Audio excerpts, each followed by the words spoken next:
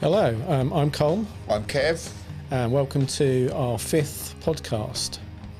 Coming up in this month, we're going to do a few reviews of a few gigs, and then we've got two guests, well, three kind of, which is we've got Michele Payne, a local artist who's done some of the artwork for Worthing Festival, and then we've got a two-piece band on which are called Written in Red. So on April the 11th, TOT Presents put on another gig at the Dickens, downstairs in the Dickens, soon to be renamed actually, which is going to be some exciting news. I really want to tell you what the new name's going to be, but I'm going to hold off on that. So we're going to rebrand that venue as something more distinct and exciting. So the gig consisted of Dunce, who opened, followed by Drive-By Kills, and then Slacker, and then Livid. So Slacker are a pop-punk group from Southampton, recently featured in Kerrang. Livid are a young goth rock band from Brighton.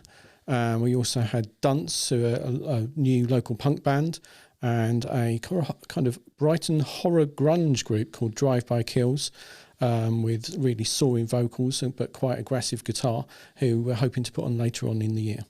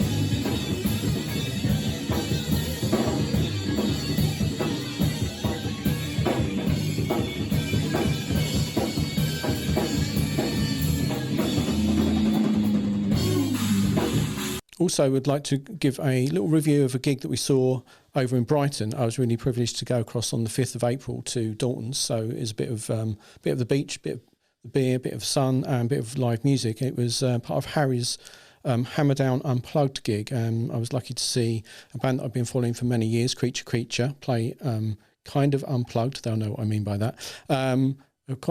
Quite a hard metal band called Bleed Again play Unplugged, and a band called Rex and a band called Crow God. Rex and Crow God were probably the highlights for me, and I've booked Crow God to come back on June the 28th to play at Audioactive stroke Original Copy Worthing Cafe, the cafe whose name is hard to remember.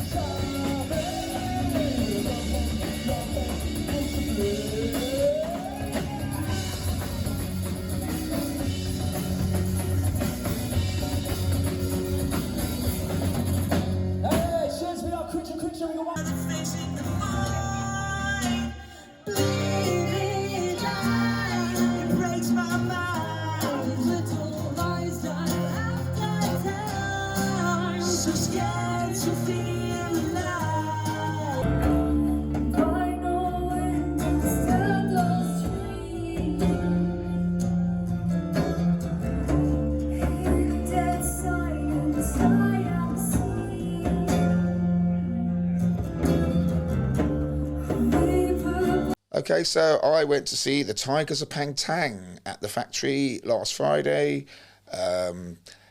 Not something I would normally go to, be a new wave of British heavy metal band, but I got to say I loved it. Bit of a surprise, bands playing for that long. We are the sort of gigs I'm used to, half an hour. They had support. The first support was a band that Harry works with, Hellfire Club, Brighton band. I've got to say, I only caught one of their songs, but friends of mine loved it. And then Titan, who are another band who used to play with Tigers of Pangtang, and they said the last gig they did was in 1982. This was the first gig they've done since. To me, there was a bit too much hand clapping, wave your hands in the air for me, for that sort of stuff. But then again, but they hadn't done a gig for 40 years, so I'll have to let them off. Tigers of Pangtang were fantastic, really good. Old heritage, as they're called now, bands like that. But there was nearly 200 people there, and it's hopefully there's going to be a lot more metal, heritage and punk bands playing there, because they seem to be switching over, not quite so many tribute bands, which to me is a good thing, even though there's nothing wrong with a good tribute band.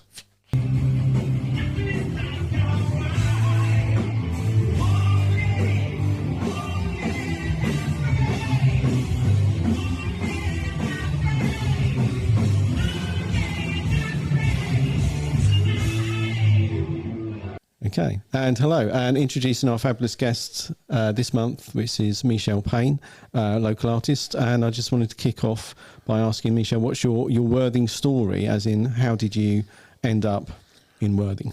Well, I was living in London and for quite a while, and then I grew up in Littlehampton, and my family were all down here. So really I moved back to be with family about 15 years ago to help my sister out, look after my mum. So, yeah. It was a bit of a big decision to come out of London, and I went freelance at the same time, so it was quite tricky. And as you told me at the time, don't move back to Littlehampton, which is what I recommend that to most people. Don't move back to Littlehampton. I mean, could have been good, but and I didn't want to move back to Brighton, where I'd lived before, and I went to uni in Brighton, so I felt like I'd never lived in Worthing. I thought I'd give it a go. And I've stuck here 15 years now, which is quite amazing, because I moved around a lot before. And do you think the art scene now is much different compared to 15 years ago in Worthing? Yes, very different to the 80s when I went to Northbrook, which was then based in Worthing as well. It's really, it's constantly improving. I can't really see that there's been any, it's only been getting better in the 15 years I've been here. Kev come in here as well and doing Train of Thoughts. I think been a big part. I think I helped a bit. Yeah, helped him create. And Cellar Arts and all the and Colonnade House being available for art as an artist has been an incredible help to me. So yeah, and all the new things, all the nicer pubs and things like the Toad and the New Amsterdam and places like that. Name checking them all. Yeah, well, it's just We can they're start the things listing all that the have pubs. improved. I was sad about the New Amsterdam, because when I was a teenager, I used to go there when it was the Swan. The Swan, And when we moved back, it was the college bar, it was wasn't it? I brilliant. never went to the college, but I used to hang out with quite a lot of the students there. But when I went back there the first time, when we moved back here 15 years ago, the same guy was behind the bar, and he remembered me, which was really weird. Did he? What? The guy with the sash?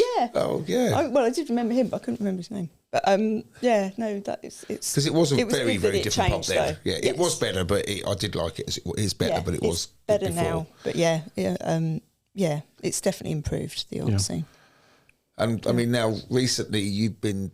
Well, you're one of your pieces of work, or a couple of pieces of your work, are going to be the focal point of the Worthing Festival. They are, I entered the Worthing Festival open call, and luckily have been chosen. So they're using.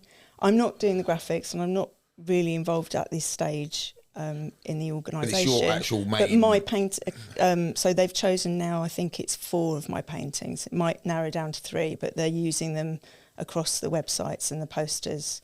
So I think it's quite good promotion for me, and obviously, it's great to see my work out there and being appreciated. So, and I know there were a few entries. Quite a few entries. I mean, quite chuffed. We'll be talking a couple of months' time more, because obviously the festival's still a way off, even though it's not that far off now. Well, no, but I mean, we 21st and 22nd of June. Isn't it? So that's all 3 months. So probably the one after next, or we'll be probably featuring quite heavily the festival. I think they'll know more then about. I mean, I don't know all the ins and outs of it either. So, but they'll know more who's on and what's around it. I mean, it's all starting to come together now, isn't it? Reading between the lines. But there's talk about the different stages and what's going on the different stages at Homefield Park.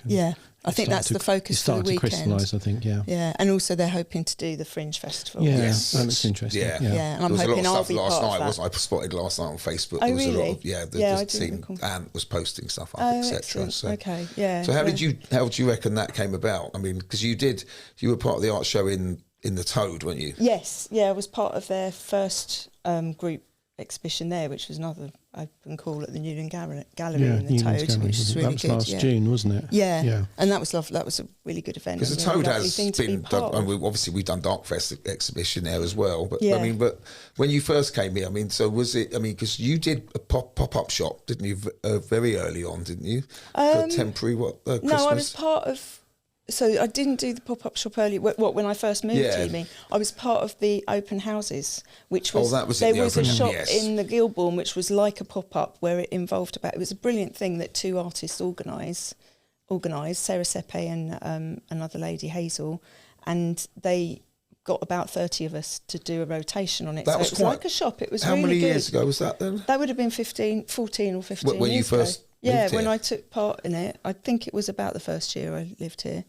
Was that the early days of Worthing Artists I Open think Houses? so, yeah. It must have been, mustn't it? Yeah. And it was really good because I met quite a few other artists that way. And then they stopped doing, I did that a couple of times and then they stopped doing that, and then I didn't really get involved in the open houses again for a bit. But I have I've had work in Inspired Worthing in the on the seafront, who are amazing, and through them I've met other artists, and also turns out I know lots of artists who live around the corner from me. Knowing Suzanne. Yes, Suzanne. She's Claire, your partner in crime. She's my partner in crime. Ways, Susie Riot is my partner in crime. But also Claire from What's Up Birdie is just up the road as well. So building that community really then sort of got me thinking about how I could do. It probably was, I hadn't thought of it, but really it probably was inspired by that experience. Yeah. But later I came to sort of try to do the pop-up shop. But you got involved in Colonnade House reasonably. Yes. I mean, you've done how many shows there? I think I've done 3 now. Can't quite remember. The first one I did with Susie, that was about 3 years ago. It's a joint show in the larger gallery. And then I did my solo show in the smaller gallery in June last year. And they've gone pretty well, haven't they? They've gone really well, yeah. No, it's been really positive. I mean, it's just, because I'm a surface designer by trade. That's what I do. I design for kidswear, but becoming an artist is what I've really wanted to do. And I've sort of really taken it seriously in the past sort of 4 years, I'd say. And in getting my work out there, the thing about Colonnade House is it's affordable and it's professional, and you get to see and meet people, and then you improve your art through it. It's an incredible walk up, isn't it? I mean, the people see. I mean, that's the best thing of the windows. The windows are amazing. I mean, the footfall in Colonnade House is, you probably wouldn't get anywhere better. You couldn't. Would you? I don't think you could, because the light, everything about it, and the fact that you've got on hand real sort of very knowledgeable people who know what they're doing as well, which helps when you don't, you know what you're doing artistically, but they're really supportive in terms of how you hang things and how you are with the public and everything, all those sort of sides to it. I mean, that they're you're under learning threat at the at same the time. moment, aren't they're looking for support. They're really looking for funding. I think they're okay for this year, but they're still hanging in there. They've bought a bit of time, right? Because that would, I mean, it really would be pretty. I think it'd be pretty devastating for the town in lots of ways, because I know it's not just, it is mainly artists, but it's also charity groups who do shows. They're like Superstar Arts and Sold in Shoreham. It's so much part of the community, and you know, it would be pretty awful if that wasn't there. And it runs they're also organise, I think, all the stuff on the beach that you were that Lorna Allen did. Yeah, that was Colonnade House, exactly. And they used to tie in with the Children's Parade, and they'd have a Children's Parade exhibition there where they'd have the Children's Parade makes, the kind of sculptures, not really sculptures, and they'd display those every year. Yeah. So fingers crossed that they... Big. Yeah, obviously, but they've got another year, so that does buy them a bit of time. Yeah, and I know that they have a long way. I haven't applied for another show yet because I wasn't quite sure whether I was ready again. I've got to do more work. And I didn't know what was going to happen. I've had 2 last year. So, But then you took the plunge, which I still helped when you took your own shop. Yes. On which was what, just before Christmas, wasn't it? With your own pop up. It was doing the show in June at Colonnade House. I talked to the guys there, and just by chance found out that the place that I liked the look of for a pop-up shop, which I've always wanted to try. Yeah. And I did just want to try it. I'm not going to do it again, I don't think. But you will. You will. But I am going to say, I remember we actually went to have a look at it, and you said, and I just went, just do it. Which I'm because it was such I'm sure an you're amazing quite pleased about, and also like it, because it was very hard work. It was very hard work, but it was it's so rewarding. At the time, I think so that was August. I wrote an email to the council and about this place that just the place I had my eye on happened to be the one that is owned by the council. So that was a bit unusual. And then they said, like, straight away that afternoon that I wrote to them, they said you can have it next Monday in August. And I was like, oh, okay, I can't. That's a bit I can't soon, do that. And then I sort of gathered my friends together. So it was a group of 7 of us, which was Debbie from Little Flint and Suzanne from Susie Riot and Claire, What's Up Birdie, Sophie from Roso Boho and Bajia from Baz Design. And is that all of us? I think that's all of us. Oh, and Laura from Tortoise and Hare Jewelers. And you made an amazing job of doing the place up. Because it was a tip, wasn't it? Well, not a tip, that's probably pushing it. It was just very smelly. It was a butcher's, and we did it up between us and just got on with trying to make it as much like a shop as we could in a very short space of time, and opened it in September. And then it's a very good opening evening, if I remember correctly. Yes, it was brilliant. It was very good it was really good fun. Yeah, and you managed to keep it open quite a lot during the week as well, didn't you? Between we did. It seemed to be open nearly every day. I don't think it was, but I mean, we tried. I think the juggle was what times to open, because we realised early on that opening early in the week there was no one going past. So we're better off open on a Sunday sometimes. Yeah, and we did do that as much as we could. And I was surprised because I thought that was going to be our biggest problem, even with seven of us. I thought, we'll argue about not, getting anyone in. But actually, we weren't arguing, but sorting it out was mainly because everyone wanted to be in there at the best times. So it was quite lovely that we were all so enthusiastic. Would you do it again? Well, no, but we are going to do. So we've got 2 markets lined up as a group that, again, we're going to share, because we've all got, it's great that we can all share the time on the market, the money put into it, the travel, all of that. So, I mean, it's not big travel, but not all of us have got cars. So we're all sort of mucking in together. And we're going to do the great little farmers market in Findon on the 30th of March, and the same one, but in Goring. I don't know if it's got a different name. But that's on Goring. I think it's the same market organiser, isn't it? Yeah, and that's in Goring on the 5th of April, if I've got that right. And this is the same team? It's all of us, all the people. So we'll be under the banner of the pop-up shop.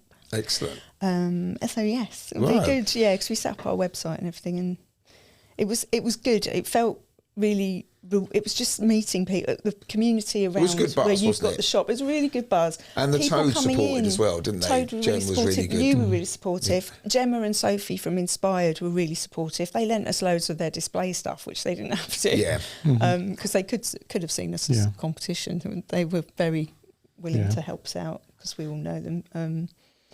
And it was just lovely, people just popping in going, this is really exciting. And just, I didn't always buy things. It's quite handy. You just cross the road, I could pop in. And you were just popping in. It was good.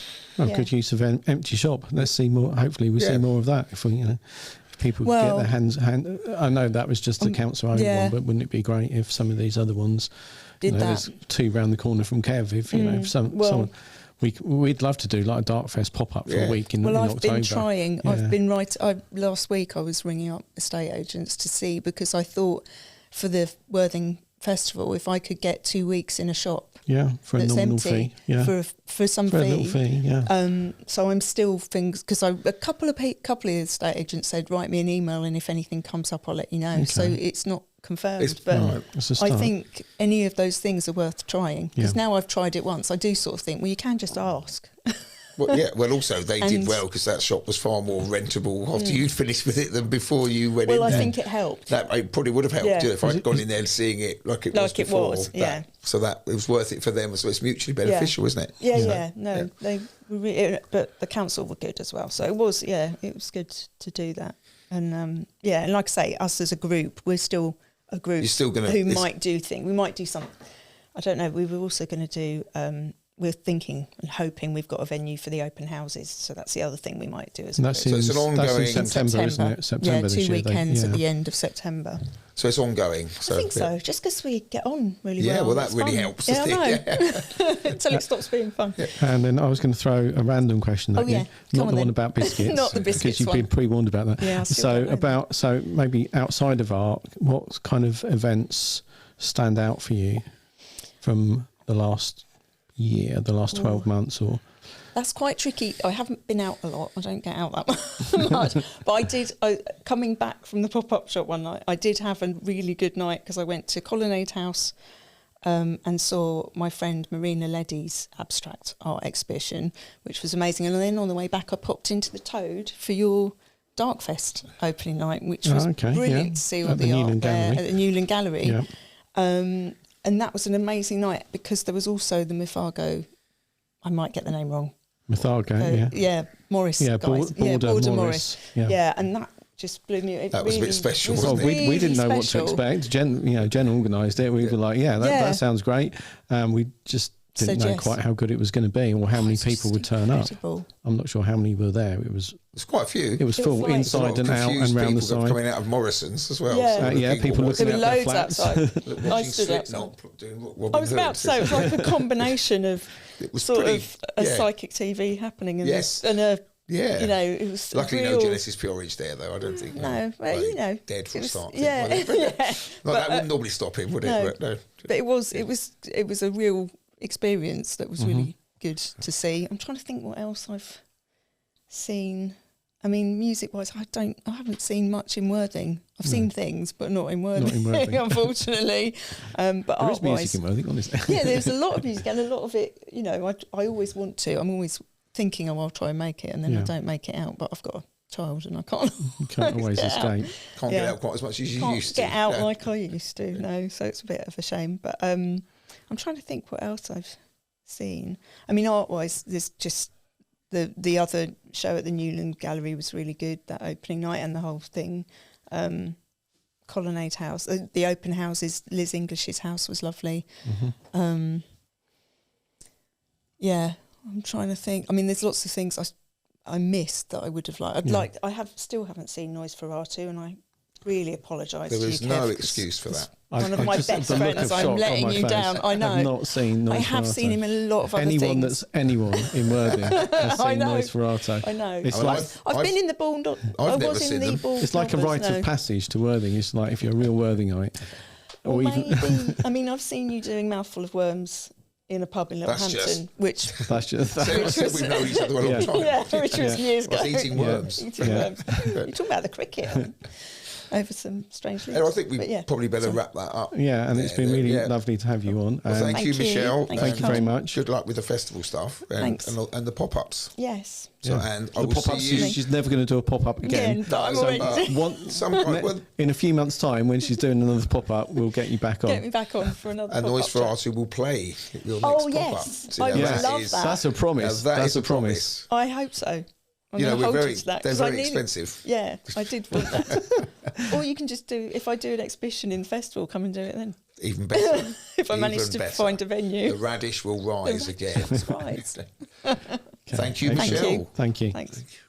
Right, this evening we've got Written in Red to talk and answer a few questions. Well, my first question for you is, how long has the band been going? How long have Written in Red actually been going?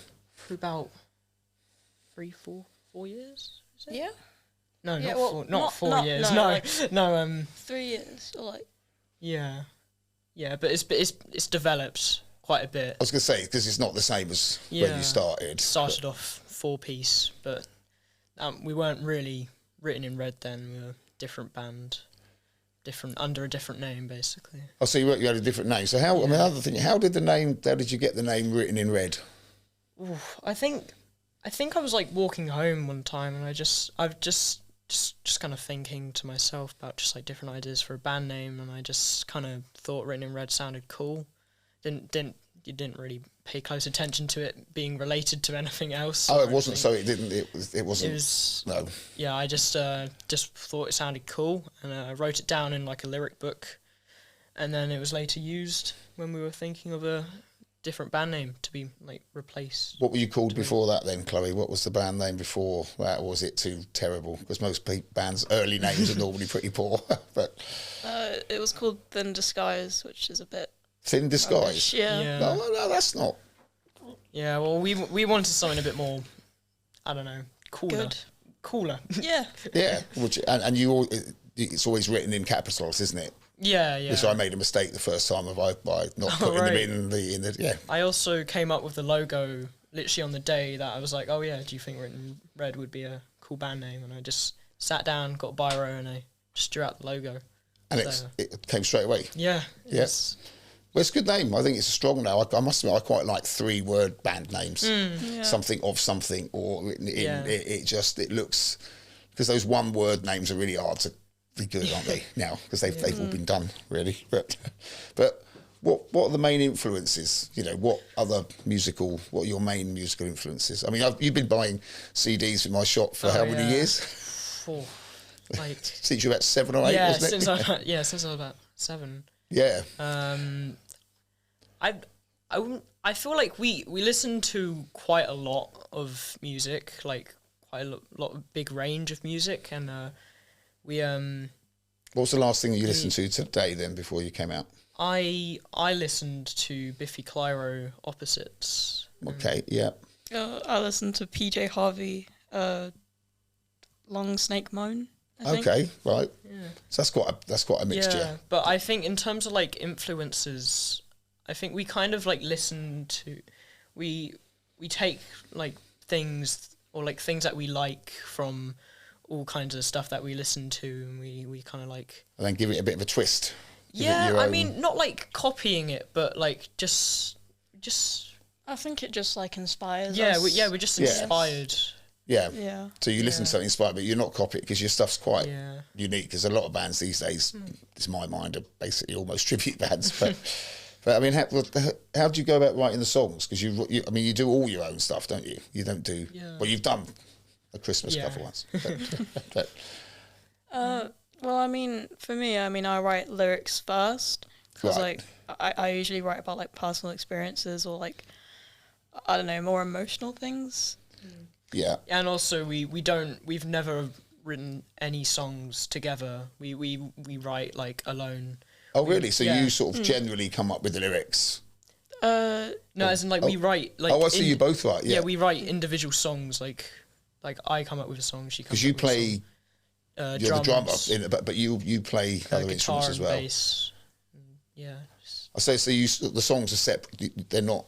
Yeah, we don't write together like at all. We just All right. I must admit, I didn't know that. but they all sound. You've got quite a unique sound, haven't you?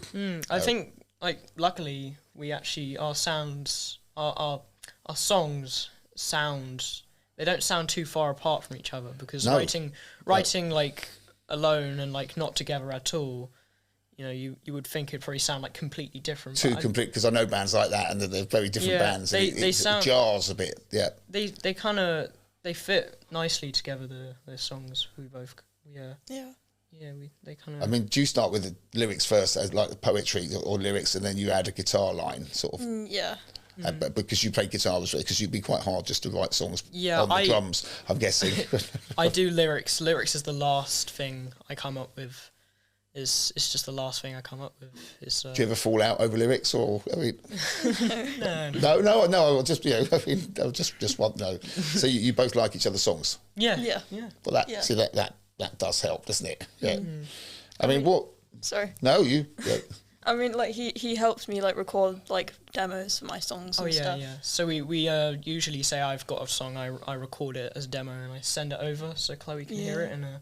So you do a demo of the music, then you can sort of add to the lyrics and.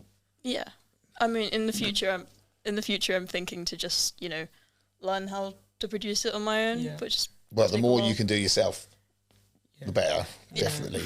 But I mean, so what are the band's plans at the moment, long term and short term? I mean, what have you got coming up? Short term, we have a gig coming up. I think a gig run by you. Well, you're playing with Del from Pete and Test Tube Babies, which is that's quite cool. That's quite cool, and also quite an age difference there as well. I mean, I think he's even older than me. So so that's May the 23rd, isn't it? Original copy. Original copy. I can't. It's been renamed. Remember that it changes its name every day, doesn't it? Original copy. So tickets are on sale for that quite soon.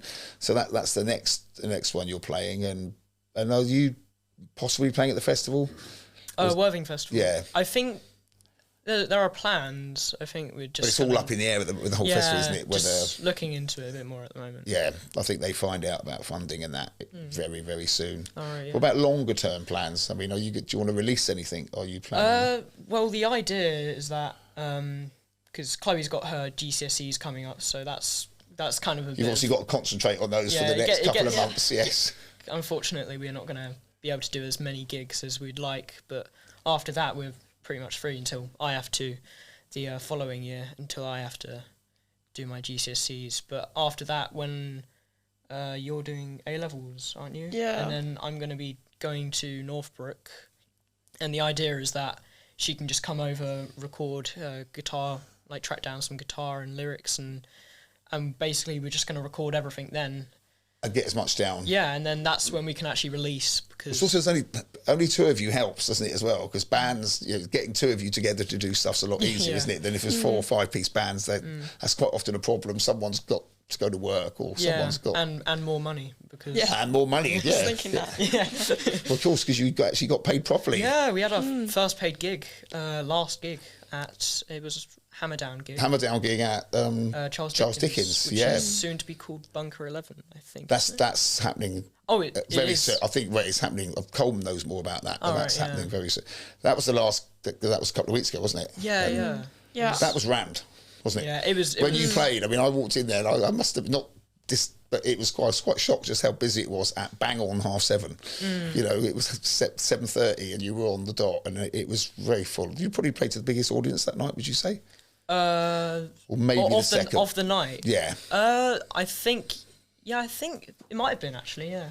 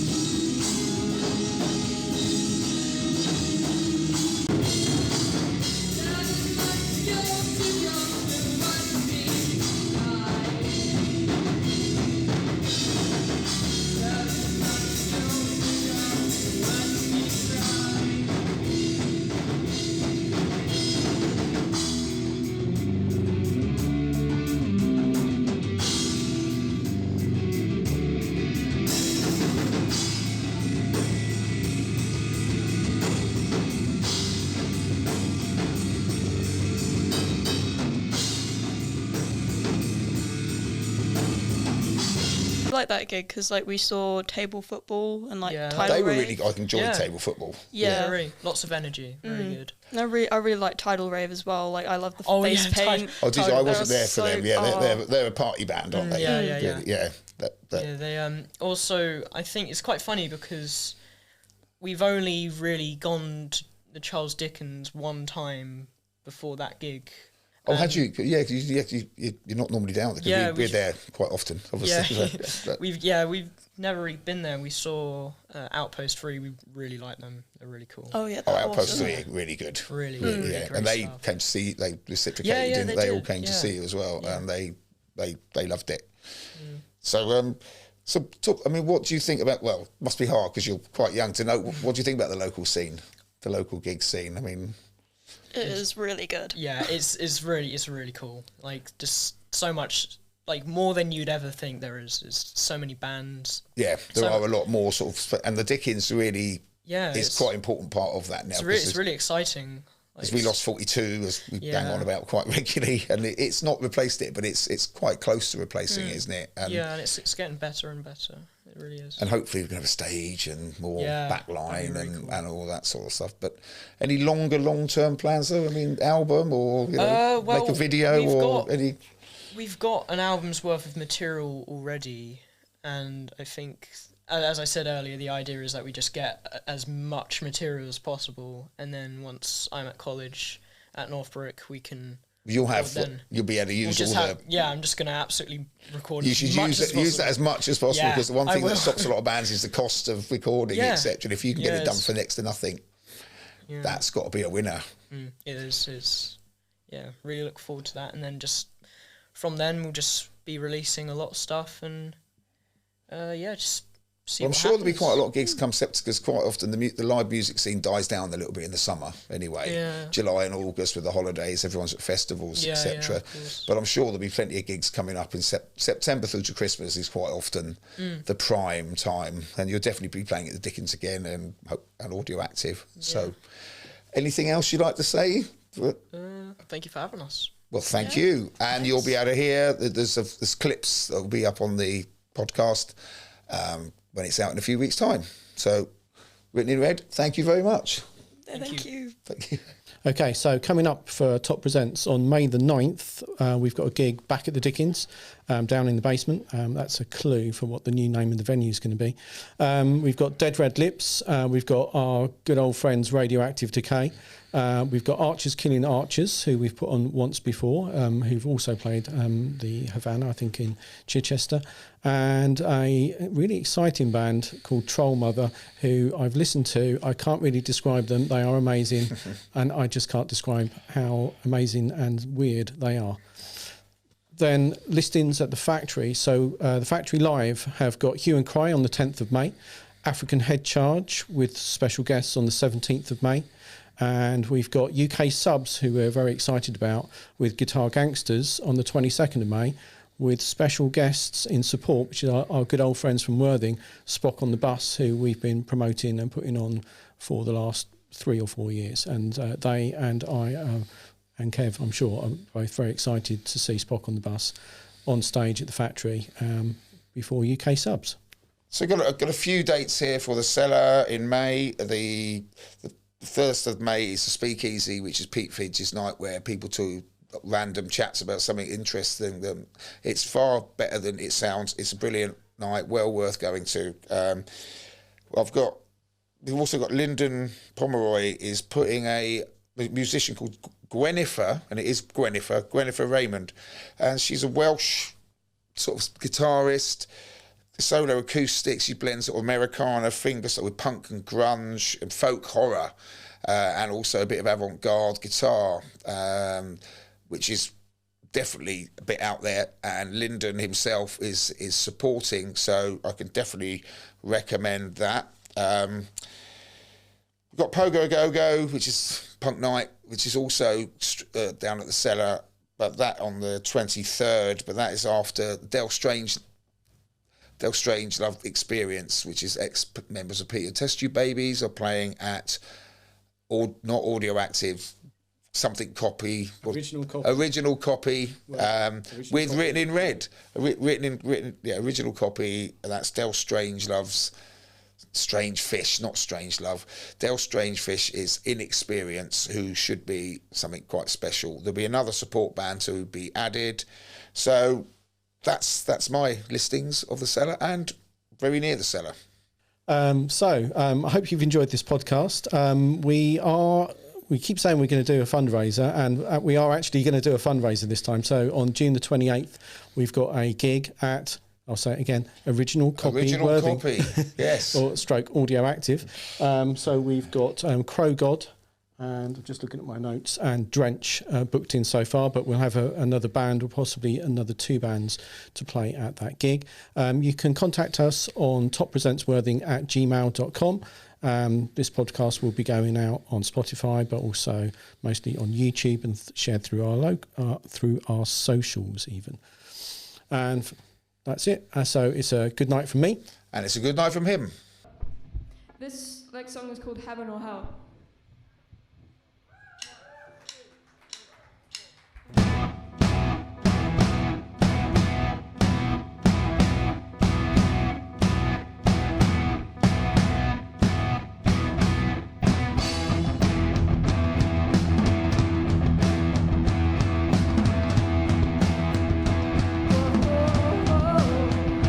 I finally have lost that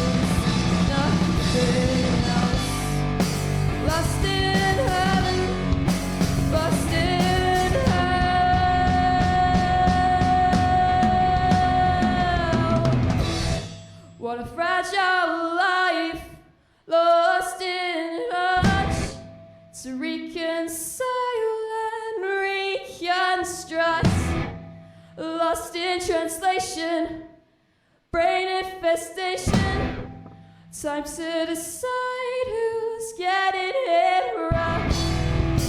What I saw in the blink of an eye, pulsating perfect golden light.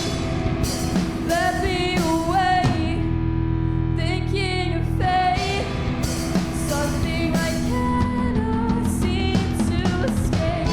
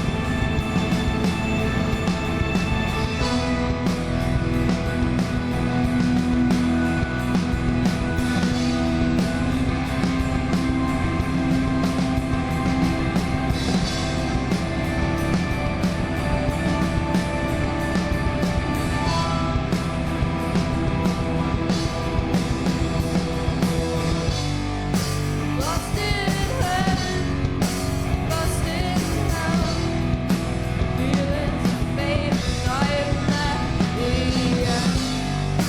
Lost in heaven, lost in hell. Why can't we all just start again? Lost in heaven, lost in hell. No second chances. Nothing else. Lost in heaven, lost in hell.